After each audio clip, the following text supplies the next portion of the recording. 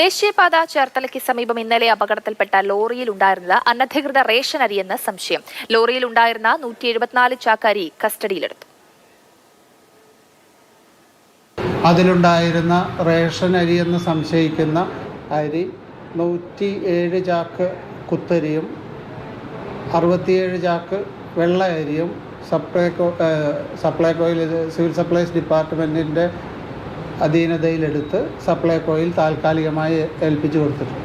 Lorry കസ്റ്റഡിയിലെടുത്ത് ആക്സിഡൻറ്റിൻ്റെ തുടർ നടപടികൾ സ്വീകരിക്കുന്നതിനായിട്ട് പോലീസ് സ്റ്റേഷന് മുൻവശം പാർക്ക് ചെയ്തിട്ടുണ്ട്. കൂടുതൽ വിവരങ്ങളുമായി നിതിൻ തോമസ് ചേരുന്നുണ്ട്. നിതിൻ, ഈ അരി അനധികൃത അരി എന്നുള്ളതാണ് ഇപ്പോൾ അറിയാൻ കഴിയുന്നത്. എന്താണ് കൂടുതൽ വിവരം? കൊല്ലത്ത് നിന്ന് പെരുമ്പാവൂരിലേക്ക് അരിയുമായി പോയിരുന്ന മിനി ലോറിയാണ് ഇന്നലെ ദേശീയപാത ചേർത്തല പോലീസ് സ്റ്റേഷന് സമീപത്ത് വെച്ചിട്ട് മറിഞ്ഞത്.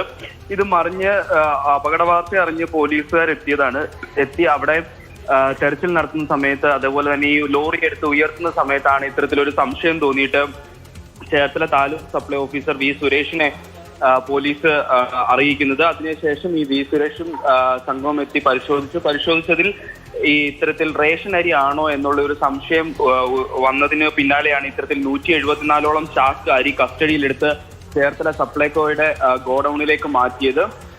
അതിനുശേഷം വിശദമായ ഒരു റിപ്പോർട്ട് തയ്യാറാക്കി കളക്ടർക്ക് ഇപ്പോൾ നൽകിയിട്ടുണ്ട്. ഇനി കളക്ടറുടെ നടപടിയിന്മേലായിരിക്കും ഇതിന്റെ തുടർ നടപടിക്രമങ്ങൾ ഉണ്ടാവുക. ശരി നിതിൻ.